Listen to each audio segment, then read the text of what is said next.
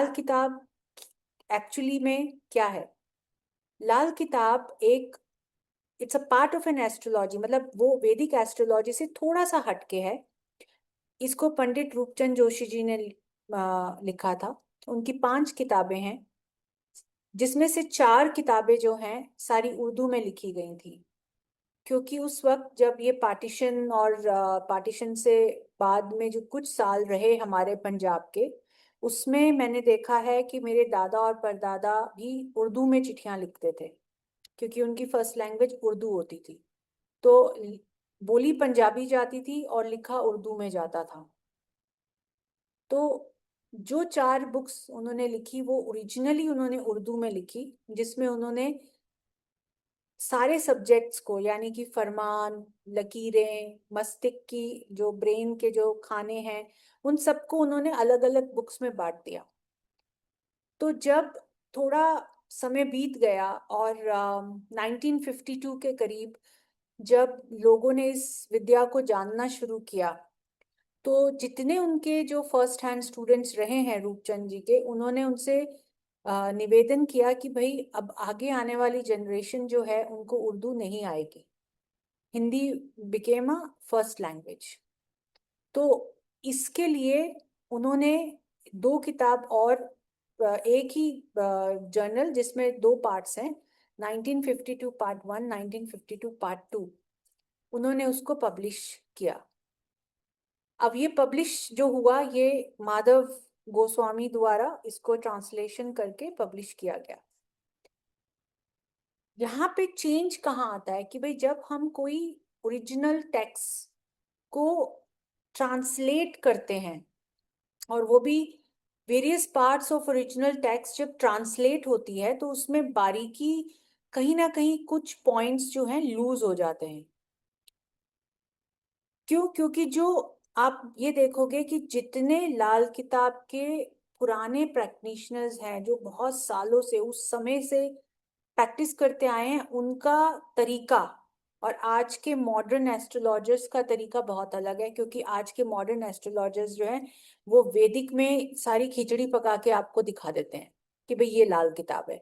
और कई तो मैंने ऐसे देखा है कि भाई कई क्लासेस ऐसी भी हैं जिसमें सीधा ही वो आपको बोलेंगे गुरु 1 ये उपाय, गुरु 2 ये उपाय, गुरु 3 ये उपाय। सारे सिर्फ, मैं ये कहना चाहूंगी, लाल किताब उपाय की किताब नहीं है। It's not a remedy book.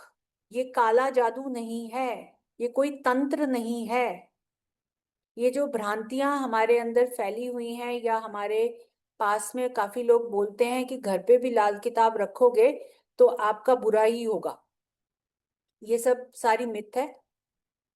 हाँ, उसमें एक चीज जरूर है जो हम लोगों ने, मेरे फैमिलीज में, मतलब जितने मेरे कजन, मेरा एक कजन है जो बहुत बड़ा प्रैक्टिशनर है पंजाब में, प्लस उसके, वो हम लोग आपस में एक, हमारी अपनी एक सीक्रेट होती है जिसको आपको कोई नहीं बताता, for the protection of for your self.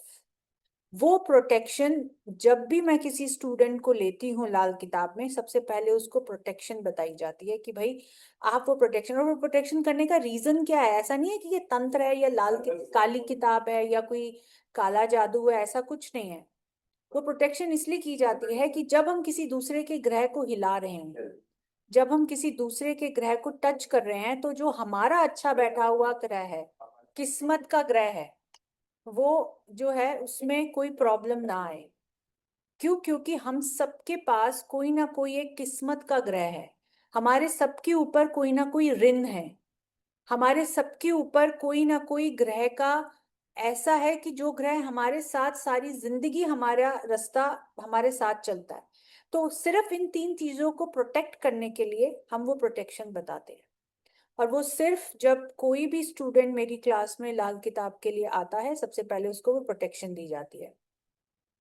इतने सालों में मैंने इतने स्टूडेंट्स पढ़ाए हैं लाल किताब के लिए, उन सबके पास वो प्रोटेक्शन है। और वो जो प्रोटेक्शन है, वो चाहे वो कितने भी ग्रह हिला ले, उनका कुछ नहीं, मतलब ऐसा कोई असर नहीं आता है। और दूसरी बात, अगर आपको इस सब्जेक्ट की बहुत अच्छी जानकारी है, आपको इसके फंडामेंटल्स और बेसिक प्रिंसिपल्स आपको पता है, आपको कोई भी प्रॉब्लम नहीं आएगी। हाँ, अब ये कह लो कि भाई आपने सीधा ही लाल किताब में कुंडली, किसी की कुंडली देखी, राहु छठे, राहु आठवां, राहु बारहवां, राहु दो, इन सबको हिला दिया। अरे भाई तुम्हारा तो लगता है राहु खराब है, ये है वो है। राहु के उपाय, बुध के उपाय, सूर्य आठ के उपाय, गुरु आठ के उपाय, शनि आठ के उपाय, शनि छह के उपाय, ये सारे इतने लोगों से करवाए जाते हैं, जैसे ही कुंडली देखते हैं वो सीधा उसको टच कर देते हैं। बट एक चीज मैं आपको बताती हूँ, जैसे हम फोन खरीदते हैं मार्केट से, या कोई माइक्रोवेव खरीदते हैं, या कुछ भी खरीदते हैं, उसके साथ एक मैनुअल आता है। वो मैनुअल हमें बताता है कि भाई उस मशीन को कैसे आपने चालू करना है, देखभाल करनी है, कैसे यूज करना है, क्या नहीं करना है उसके अंदर, ये सारी चीजें वो मैनुअल बताता है। इसी तरीके से हमारी ये जो शरीर है ये एक मशीन है। जब हम पैदा हुए तो भगवान ने हमें एक मैनुअल के साथ भेजा। वो मैनुअल क्या है? हमारी हाथ की लकीरें और हमारी कुंडली।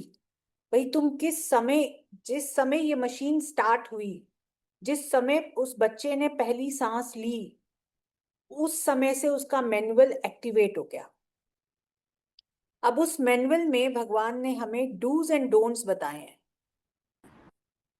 आप ये करोगे तो ऐसा होगा, ये नहीं करना आपने जिंदगी में, क्योंकि इसको करने से ऐसा होगा।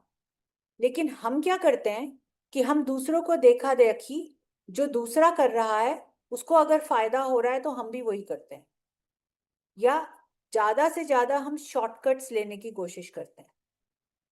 भाई पैसा जल्दी आ जाए, शादी जल्दी हो जाए, बच्चा जल्दी हो जाए, प्रमोशन जल्दी हो जाए, बच्चा जल्दी पढ़ जाए, बच्चा जल्दी ही पास हो जाए। ये सारी चीजें हमारे मन की जो इच्छाएं हैं, हम उनको उपाय द्वारा अपनी कुंडली पे लगाने की कोशिश करते हैं, जो कि गलत है।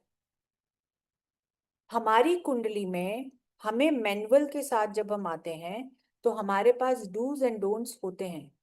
प्लस पंडित जी ने इस सब्जेक्ट में बहुत गहराई से हमें बताया है कि आपने कौन से ग्रह कब हिलाने हैं, किस ग्रह को टच नहीं करना है, क्यों इस ग्रह को टच नहीं करना है, आपकी किस्मत कहाँ खुलेगी, आपकी चाबी कहाँ पड़ी है, किस खाने में पड़ी है, कौन सा ताला लगा हुआ है। ताला क्या है आपकी कुंडली में? वो है आपके ऋण, जिसको हम पितृ ऋण कहते हैं।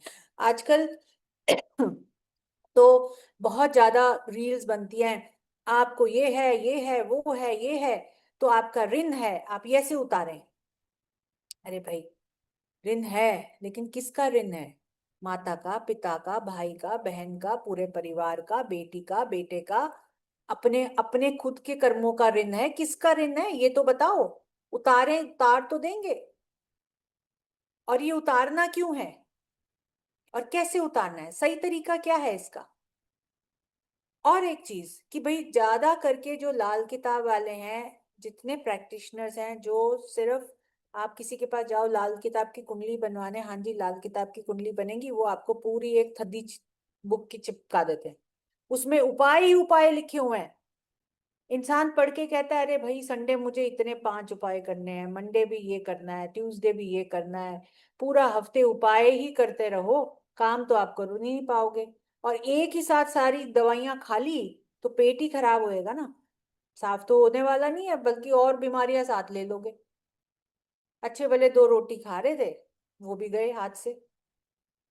पहले कम से कम खुश तो रहते थे, अब तो बिल्कुल ही परेशान रहते हो। तो लाल किताब कोई जादुई किताब नहीं है, it is based on logics and science.